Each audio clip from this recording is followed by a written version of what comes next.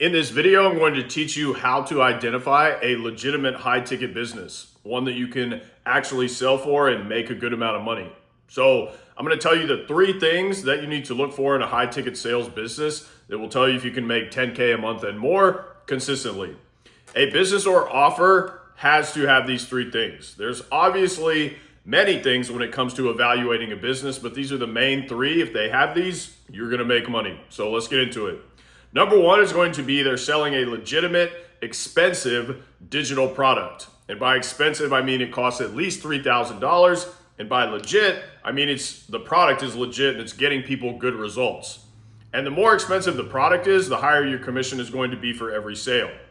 And that is one of the benefits of high ticket sales. You are selling expensive things, which is one reason why you can make so much money doing this. And a lot of times, the more expensive the product is, the easier the sales are going to be to make. People think it's the opposite, but when you're selling something pretty expensive, like $10,000, the people who are buying that product, one, they tend to have money, and two, they tend to be more sophisticated type buyers. And by more sophisticated, I don't mean like snobby rich people. I mean like they give you less headaches and they tend to be better clients. You just say the price and they're like, cool, sounds good. Send me the link. The cheaper the product is, the worse clients you're going to get. If you ever run a business, you will find this out. It's always the worst clients who will cause you the most problems and have the most personal issues for a product that costs like 99 bucks.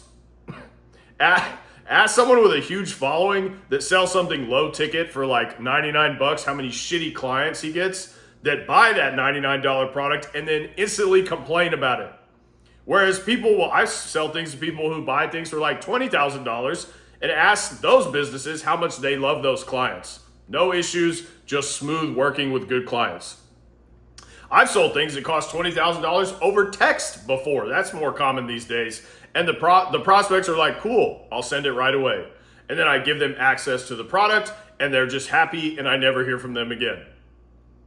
The cheaper the product, the more people you're going to get who are like, well, can you work with me for free and then I'll pay you later? Bro, what? No, go away, run away. If you ever run a business, these are red flags. They're like, hey, can you do stuff for me for free? I'll pay you later. You know, the people who always do the best are the ones who are willing to invest. They have skin in the game. The more they spend, the more invested they will be and the more serious they will take it. Now, how do you know how much a high ticket product costs? Because generally, they're not going to list their price on their website or on their social media. So they're not going to tell you that generally until you get on the sales call with them if they're smart, especially if it's really expensive. So this is where we just look at the type of product that they're selling.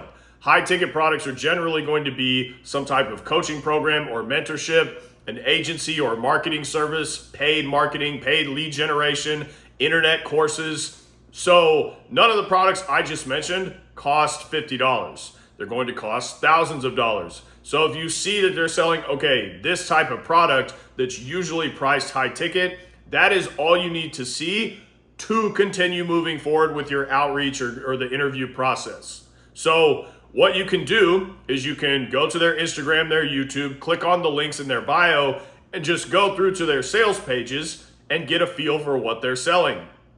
Or I used to do this in the past. I would just schedule a sales call with them and pretend I was interested in buying the product, which isn't efficient for mass outreach, but you can still do that. It's another way to figure it out.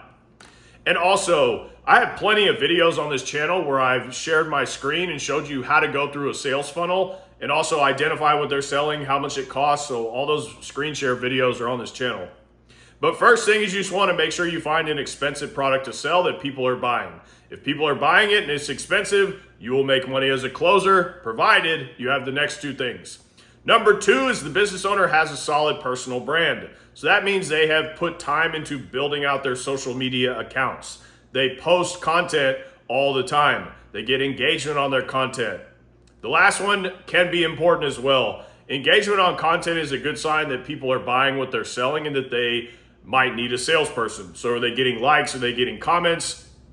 And I don't really care much about followers these days. I've seen people making $100,000 plus a month with like 600 followers. So it's not a good indicator of how much money they're making. Typically followers is the last thing I'm going to look at. And people can buy followers, so you have no way of knowing, right? But you can't fake engagement really, because even if they have bots doing it, you can look at the comments and you can tell that it's bots. And one way you can tell if someone's following is legit is if they have like 100,000 followers on Instagram, but then you go and look at their real views and it's like 500, 1,000 views, right? Their account is either dead, like they've had this account for a long time and the account died, or they bought those followers. Like that's a clear discrepancy that one of two things is going on. This account is dead and they built this following a long time ago, or they bought the followers. So just look at likes and comments. Does it seem like people like them and their brand? And this is important to note. It doesn't even need to be a lot of engagement. Numbers are very deceiving. Like I said, I've seen people with less than like a few thousand followers doing hundreds of thousands of dollars a month with only like 10 to 15 likes on a post.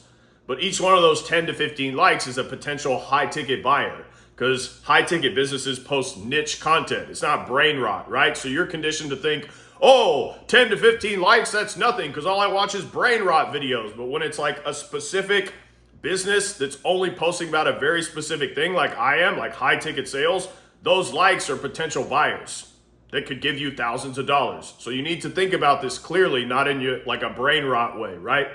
So overall, these are just guidelines, okay, not rules. So you just need to keep that in mind and keep everything I said in mind. And what you want to do is look at their Instagram and their YouTube.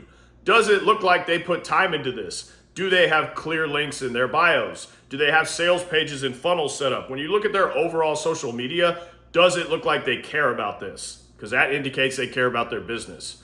And also, probably the most important one is, do they post content every day? Are they active? Or do they go weeks without posting any content? The reason this is such a massive indicator, and once you see it, you can't unsee it, is content is just free advertising. It's free for the business to post. So if they're not posting content, they're basically saying, I don't like money. I don't care enough about this business. I'm probably inconsistent. I'm not a very good business owner, which is the last person you want to sell for. Now, is this true 100% of the time? No, because they could just be running shit. They could be spending tens of thousands of dollars a month on ads, but you still want to post the content. So even if they're doing that, I'm still like, you're leaving free advertising on the table. That's not a good sign. All of these are part of building a solid personal brand and indicate that they take it seriously and that they take the business seriously. Because if they take the business seriously, that means they make money, and that's who you want to sell for.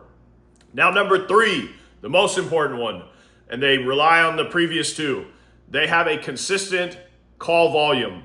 Because if they have a consistent call volume, so every day their calendar is filled with booked calls, you're always going to have calls to take, and you will make consistent sales. It is that simple. The number one limiter of a high ticket salesperson in these roles is they're just not getting enough calls. If you are selling something high ticket and you have a booked calendar of calls every day, it is almost impossible not to make a lot of money. If people are showing up to calls every single day, you're going to make money. Getting people to close on calls is not difficult. Getting them to schedule and show to calls is the difficult part. So if that is handled, you're good, bro. So this is the most important one. Any business that knows what they're doing is going to have this handled. And a good business does not hire a salesperson unless he has a consistent calendar of booked sales calls. So these things kind of work themselves out. If a business owner is hiring a salesperson, when he doesn't have this, it's because he wants you to do the marketing for him. He wants you to be an outbound salesperson, and that's not the job that you want. So the way you verify this mainly is going to be by looking at their personal brand.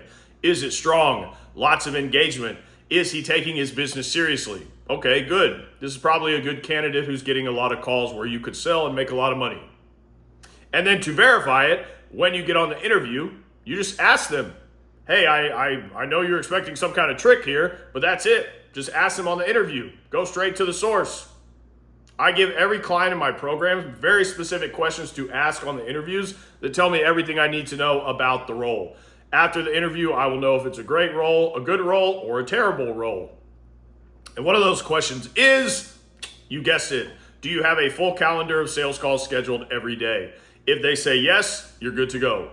Now, can they lie? Sure, but that is rare and you don't need to worry about that stuff. You just need to get to work and start looking for jobs. These are the main 3 things that you want to identify that a high ticket business has so that you know if you can make $10,000 a month and more as a closer selling for them.